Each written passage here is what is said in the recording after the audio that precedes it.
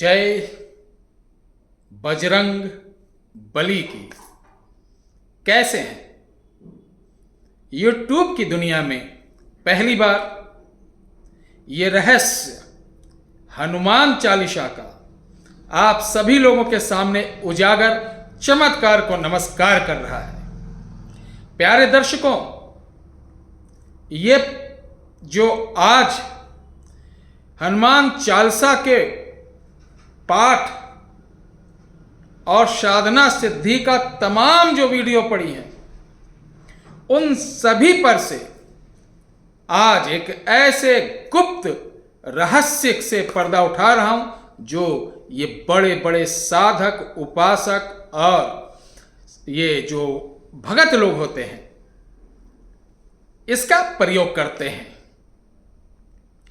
यूं तो हनुमान चालीसा को अलग अलग संतों ने, अलग अलग विद्वानों ने अलग अलग तरीके से बताया, इतना पाठ करो तो सिद्ध हो जाएगी। हनुमान चालीसा कभी सिद्ध नहीं की जाती है। ऐसा जो भी लिखता है या तो इसको पूरा ज्ञान नहीं है। सिद्ध साधना, उपासना, आराधना, ध्यान किए, हनुमान जी की कृपा पाने हेतु साधन यानी साधना की जाती है, तो हनुमान चालीसा की साधना की जाती है। प्यारे दर्शकों, हनुमान चालीसा का एक ऐसा भेद आपको बताने जा रहे हैं। सिर्फ एक दिन, मात्र एक दिन करने से ऐसा हो ही नहीं सकता कि आपकी कैसे भी मनोकामना वो पूरी ना हो।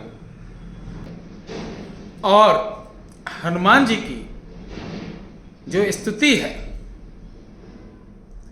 ये स्वयं राम जी की कृपा से, हनुमान जी की कृपा से, माता सीता की कृपा से, गोस्वामी तुलसीदास जी को स्वप्न के माध्यम से ये एक इनको आज्ञा दिया गया, एक आदेश मिला। उस समय कथाओं के अनुसार अकबर इनको जेल में रखा हुआ था और हनुमान चालीसा का गोस्वामी तुलसीदास जी ने रचना जेल में की। ऐसा लोग और ग्रंथ के अनुसार ये चीज हम आप जानते हैं। लेकिन क्या मालूम है, गोस्वामी तुलसीदास जी को हनुमान चालीसा का एक एक शब्द, एक एक वाणी पहले से इनको याद था, पहले से इनके मस्तिष्क में था, पहले से इनके विचार में था। इनको पहले से संज्ञान हो गया था कि ये मुझे आज नहीं तो कल पूरे विश्व कल्याण के लिए, पूरे मानव के कल्याण के लिए लिखना पड़ेगा। ठीक है? और उन्होंने ये लिखा। कहा जाता है कि गोस्वामी तुलसीदास जी जो थे मुगल सम्राट की कैद में, यानी अकबर जो था, उन्होंने कैद किया था। अब जानते हैं, अगर मैं इस पे अलग बोलूंगा तो जातिवाद का मैटर हो जाएगा और ये यूट्यूब के जो रूल्स उसके खिलाफ होगा। अकबर बोला कि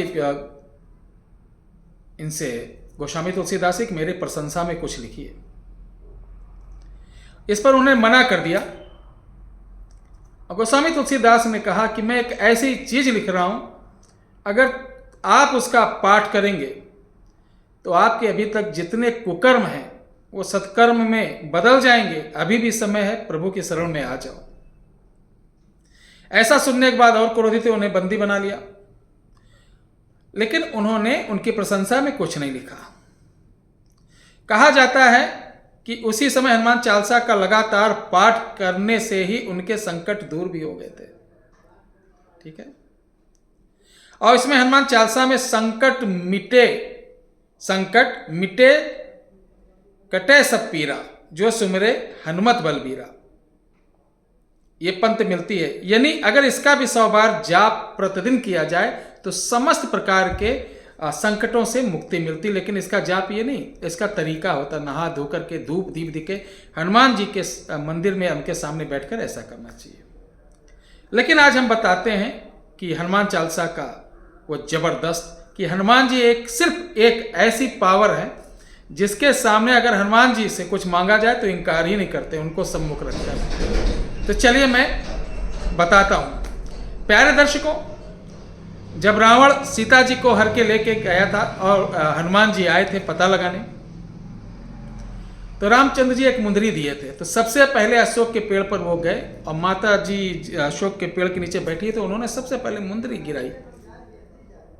मुंदरी गिराई तो बहुत वो खुश हुई, माता जी बहुत खुश हुई कि लगता है मेरे प्रभु राम आगे, लगता है मेरे प्रभु जी आ गए हैं। ये तो पहले से भी मालूम था। अगर वीडियो लंबी हो जाएगी इसलिए मैं बहुत शॉर्ट में ले चलता हूं। उस समय कुछ वार्ता ऐसा हुआ था, संवाद ऐसा हुआ था कि उस संवाद से जुड़ी हुई तुलसीदास द्वारा रचित हनुमान चालीसा की एक महत्वपूर्ण कड़ी जुड़ गई। समझने की कोशिश करिएगा। यानी जो व्यक्ति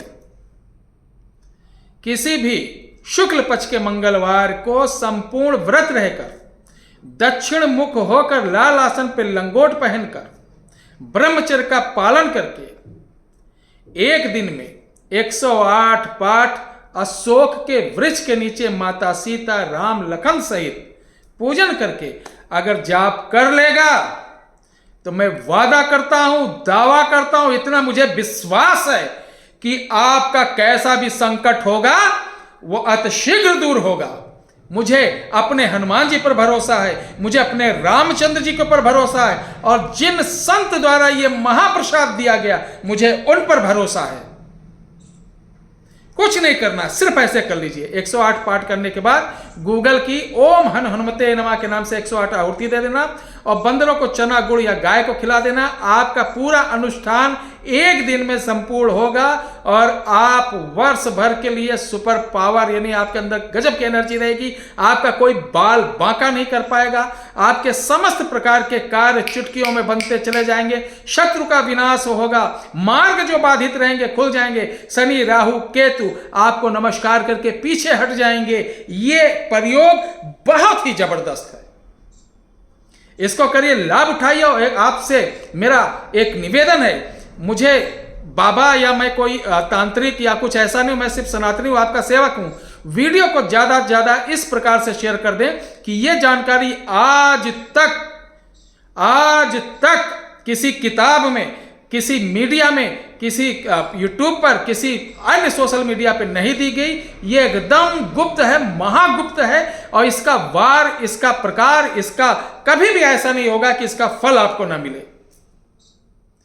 हाथ जोड़कर निवेदन है कि अपने मित्रों को, अपने पड़ोसियों को, अपने हर सनातनियों को बताएं, ताकि इसका फायदा इस कलयुग में, जो कि अजर अमर है, हमारे आपके साथ रहते हैं। जहां भी सुंदरकांड का आज भी पाठ होता, हनुमान जी का अंश वहां पहुंचता ही पहुंचता है। ये श्री रामचंद्र जी को वचन दिया हुआ एक बहुत बड़ा, समझिए कि हमारे आपके बीच एक शक्ति है। तो इसको करिए, लाभ उठाइए। वीडियो अच्छी लगी हो तो अपने माता पिता को प्रणाम करते हुए हनुमान जी की जयकार लगाना। एक निवेदन है, हैप्पी बर्थडे टू यू पे आप इधर उधर की चीज़ों को मत खाएं। आप देख रहे हैं कि कैसा बुरा हाल हो रहा। आप घर पे सात्विक तरीके से हैप्पी बर्थडे मनाइए और एक वृक्ष जरूर लगाइए। शादी ब्याह या आप कभी कोई बड़ी गाड़ी लाते हैं, आपके यहाँ कोई बड़ी खुशी हो, खुशखबरी हो, तो एक वृक्ष लगाएं। अपने पड़ोसियों का, अपने अगल बगल ऐसे लोग जो दुखी रहते हैं उनकी भी हेल्प करें और सदा सुखी रहें। जय श्री राम।